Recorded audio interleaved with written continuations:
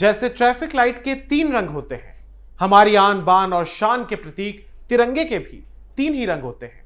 जैसे ओलंपिक में 3 मेडल होते हैं, गांधी जी के भी तो 3 ही बंदर थे। ठीक वैसे ही बीते कुछ हफ्तों से जिस तिकड़ी की चर्चा देश भर में बड़े पैमाने पर हो रही है, वो है अभिजीत दीपके, सौरव दास और आशुतोष रांका। अगर आप थोड़ा बहुत भी सोशल मीडिया देखते हैं तो ये तीनों आपकी स्क्रीन पर जरूर आए होंगे और तीनों एक दूसरे के अच्छे दोस्त होने के अलावा कॉकरोच जनता पार्टी नाम के इस आंदोलन से भी जुड़े हुए हैं, बल्कि संस्थापक और उनके शुरुआती प्रवक्ताओं में से एक हैं। तो चलिए आज हम आपको बताएंगे इन तीनों की कुंडली, कौन कहां से आया है, क्या है और क्या कर रहा था, अतीत हो या हाल, सब कुछ बताएंगे विस्तार से। नमस्कार, मैं हूं स्वप्निल वर्मा और आप सभी देख रहे हैं कैपिटल टीवी। कुछ महीने पहले भारत के प्रधान न्यायाधीश की एक टिप्पणी ने कॉकरोच जनता पार्टी को पैदा कर दिया। उसके बाद जब सोनम वांगचुक इस पार्टी के साथ जुड़े तो इस पार्टी में नई जान आ गई। लेकिन हर कोई यह जानना चाहता था कि आखिर अचानक से कौन लोग हैं जो एक दिन अमेरिका से बैठे बैठे सोशल मीडिया के जरिए पहले आंदोलन खड़ा करते हैं और फिर देखते ही देखते इंस्टाग्राम पर इनके फॉलोअर्स की संख्या बीजेपी और कांग्रेस जैसी बड़ी राष्ट्रीय पार्टियों को भी पीछे छोड़ देती है। तो सीजेपी के गठन और जंतर मंतर पर प्रदर्शन के पीछे इनके 3 प्रमुख प्रवक्ता हैं। पहले हैं इसके संस्थापक और एक समय पर आम आदमी पार्टी के लिए काम करने वाले अभिजीत दीपके, जिन्होंने अमेरिका की बॉस्टन यूनिवर्सिटी से मास्टर्स किया है। जंतर मंतर पर चले आंदोलन का वो चेहरा बने। हालांकि धर्मेंद्र प्रधान के इस्तीफे के बाद कल तक जो आंदोलन परीक्षा प्रणालियों में पारदर्शिता और सत्ता की जवाबदेही तय करने की मांग कर रहा था, आज उसी के कार्यकर्ता अभिजीत दीपके की खुद की भूमिका पर सवाल उठाए जा रहे हैं। गुजरात के सूरत के रहने वाले एक आईटीआई एक्टिविस्ट अमित तिवारी ने महाराष्ट्र सरकार में दर्ज कराई एक शिकायत में कहा है कि अभिजीत दीपके के पिता भगवान राव दीपके की आय से अधिक संपत्ति की जांच कराई जाए। उन्होंने जायज सवाल उठाया है कि एक मामूली सरकारी कर्मचारी अपने बच्चे को अमेरिका में महंगी पढ़ाई कैसे करवा सकता है।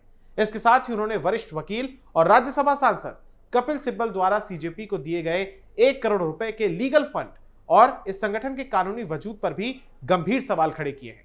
इसके अलावा ये वही दीपके हैं जिन्होंने दावा किया था कि प्रधानमंत्री नरेंद्र मोदी और केंद्रीय गृह मंत्री अमित शाह उन पर बीजेपी में शामिल होने का दबाव बना रहे हैं। सर, आज आपको बीजेपी की तरफ से कोई ऑफर हुई है ज्वाइन करने के लिए? अब तक धमकियां बहुत मिली कि बीजेपी में आ जाओ, अच्छा रहेगा तुम्हारे लिए, तुम्हारे परिवार के लिए। तो मुझे तो मतलब बहुत शर्म आती है कि इतने बड़े प्रधानमंत्री, इतने बड़े अमित शाह, उनके पोते की उम्र का मैं हूँ, उनके पोते की उम्र के बच्चों को इस तरह की धमकियां देते हैं। मतलब क्या फायदा तुम्हारे इतने बड़े प्रधानमंत्री या गृह मंत्री होने का अगर तुम्हें बच्चों को इस तरह की धमकियां देनी पड़ती है। अभिजीत दीपके के अमेरिका में रहने के दौरान मौजूदा जानकारी को अगर देखा जाए तो वो सितंबर 2024 से लेकर जून 2026 की शुरुआत तक अमेरिका में रहे। इस दौरान उन्होंने बॉस्टन यूनिवर्सिटी के कॉलेज ऑफ कम्युनिकेशन में दाखिला लिया, जहां से उन्होंने masters of science in public relations की डिग्री हासिल की, जिसमें public image management, digital media रणनीति और क्राइसिस कम्युनिकेशन जैसे तमाम विषयों की पढ़ाई कराई जाती है।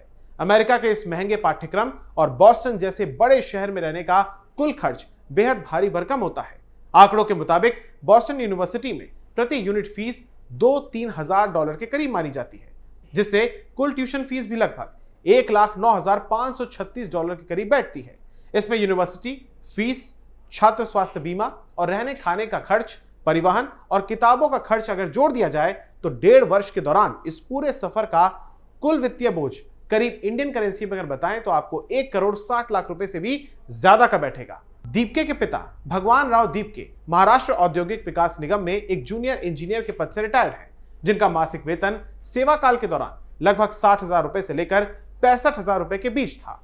आरटीआई कार्यकर्ता ने इसी बिंदु को आधार बनाकर आय से अधिक संपत्ति की जांच की मांग की है। हालांकि अपने ऊपर लगे हुए तमाम आरोपों पर अभिजीत दीपके ने सोशल मीडिया पर वीडियो जारी कर कहा है कि उनकी अमेरिका की पढ़ाई एजुकेशन लोन के जरिए हुई है, जिसके दस्तावेज भी वो किसी भी जांच एजेंसी को दिखाने के लिए तैयार है। हेलो एवरीवन, मैंने अभी देखा कि किसी बीजेपी के कार्यकर्ता ने मेरे ऊपर आरटीआई फाइल की है और वो जानना चाहता है कि मैंने अपनी एजुकेशन कैसे कंप्लीट की।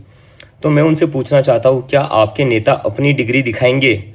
मैं अपना स्कॉलरशिप लेटर और एजुकेशन लोन का लेटर दिखाने के लिए तैयार हूँ। क्या आपके नेता उनकी असली डिग्री दिखाएंगे? और मुझे समझ नहीं आता इन लोगों को एजुकेशन से इतनी क्या प्रॉब्लम है।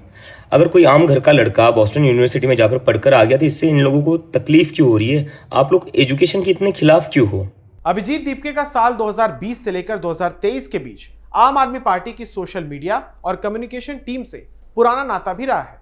दीपके ने साल 2020 के दिल्ली विधानसभा चुनाव के दौरान आम आदमी पार्टी के लिए मीम आधारित डिजिटल प्रचार में भी काम किया था। मनीष सिसोदिया और अन्य आम आदमी पार्टी के नेताओं के साथ उनकी पुरानी तस्वीरें सोशल मीडिया पर वायरल होने के बाद ये कनेक्शन भी काफी सुर्खियों में आया था। वैसे अभिजीत पर अब ये आरोप भी लग रहे हैं कि उन्होंने सोनम वांगचुक को धर्मेंद्र प्रधान के इस्तीफे के बाद इग्नोर कर दिया है और बस जितना कम हो सके उनका जिक्र वो करते हैं। इसके साथ ही social media influencer Faizan Ansari ने भी दिल्ली पुलिस में अभिजीत दीपके के खिलाफ एक शिकायत दर्ज कराई है। इस शिकायत में आरोप लगाया गया है कि दीपके के बयानों से सामाजिक सौहार्द और कानून व्यवस्था प्रभावित हो सकती है, जिसके आधार पर उनकी तत्काल गिरफ्तारी की जाए। दूसरे हैं सौरव दास, जिनके लुक्स और बयान देने की शैली से युवाओं में काफी क्रेज है।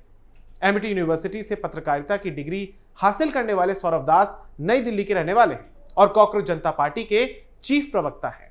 वो एक investigative journalist, RTI activist, policy researcher और इनकी जिम्मेदारियों में सीजेपी में पार्टी और आंदोलन का मीडिया में पक्ष रखना, प्रेस ब्रीफिंग करना और शिक्षा, बेरोजगारी और परीक्षा प्रणाली से जुड़े हुए तमाम मुद्दों पर पार्टी का आधिकारिक रुख सामने रखना शामिल है।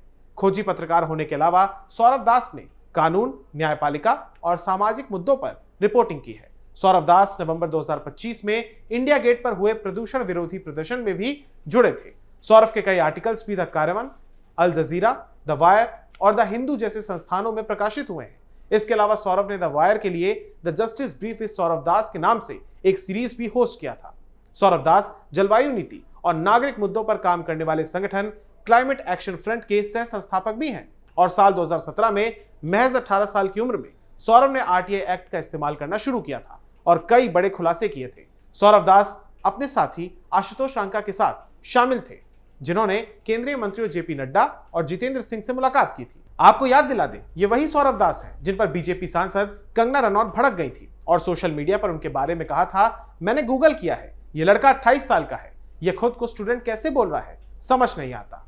हालांकि इस वार पर पलटवार करते हुए सौरव दास ने कहा था कि कंगना पॉलिटिशियन है, नेता भी बन गई है, वो हमें अनसीरियस बोल रही है। उन्होंने खुद को ही एक्सपोज कर दिया था। It's a major win for everybody. So all the protesters who are facing harassment from the police or who are being targeted by the police in any state, please hold on. We are with you. We are going to ensure that the lawyers are there to help you. Today we have also launched we are launching a website where we'll connect lawyers across all districts in India, create that kind of network so that they'll stand by you if there is a need in the future. At the same time, we have also launched Sakshi, which is a platform on our Cockroach Janata Party page. It's a platform where people who were part of the Chalo Sansad protest on 20 July, if they were brutally beaten up by the police or they have evidence of police brutality, they can go to that platform, upload those pictures and videos and ensure that those police officers are held accountable for their acts of crimes in the future. So the Cockroach Janata Party is going to do all of this. We are never leaving any one of our protesters who have made this movement possible, who have written history. We have scripted history together. We are in this together. We are going to take this to the end. Jai Hind. और आखिर में बात करते हैं इस party के तीसरे अहम शख्स आशुतोष रांका की। संगठन के तीसरे प्रवक्ता आशुतोष रांका इंजीनियरिंग और पब्लिक पॉलिसी की पृष्ठभूमि से आते हैं। संगठन के मुताबिक उन्हें कंसल्टिंग और जनहित से जुड़े हुए अभियानों का अच्छा खासा अनुभव है और उन्होंने आईआईटी कानपुर से बीटेक की पढ़ाई की है। इसके बाद उन्होंने ब्रिटेन के लंदन स्कूल ऑफ इकोनॉमिक्स यानी कि LSE से पब्लिक एडमिनिस्ट्रेशन में मास्टर्स किया है। आशुतोष रांका लंदन में मैकेंजी एंड कंपनी के साथ भी काम कर चुके हैं, जहां उन्होंने कंसल्टिंग और वैश्विक नीति से जुड़े हुए तमाम प्रोजेक्ट्स पर काम किया है। साल 2019 में आशुतोष आम आदमी पार्टी के फुल टाइम वॉलंटियर बन गए थे, जहां उन्होंने सोशल मीडिया और व्हाट्सएप आउटरीच टीम का नेतृत्व किया था। दिसंबर 2025 में उन्हें राजस्थान आम आदमी पार्टी के इंटेलेक्चुअल विल का सचिव भी बनाया गया था। दिसंबर 2025 में उन्हें राजस्थान आम आदमी पार्टी के इंटेलेक्चुअल विंग का सचिव भी बनाया गया था। जब उनके मित्र अभिजीत दीपके ने सोशल मीडिया पर कॉकरोच जनता पार्टी की शुरुआत की, तो आशुतोष उसके बैक एंड सलाहकार भी बन गए। तो ये है सीजेपी के वो 3 चेहरे जिनका इतिहास और वर्तमान हमने आपको बताया। इनकी अचानक बढ़ी हुई लोकप्रियता के कारण ही लोगों में इनके प्रति दिलचस्पी बढ़ी है। आपको ये जानकारी कैसी लगी मैं कमेंट सेक्शन में जरूर बताइएगा, और अगर आपको ये वीडियो पसंद आया हो तो इसे लाइक और शेयर कीजिएगा और हमारे चैनल कैपिटल टीवी को सब्सक्राइब जरूर कीजिएगा। धन्यवाद।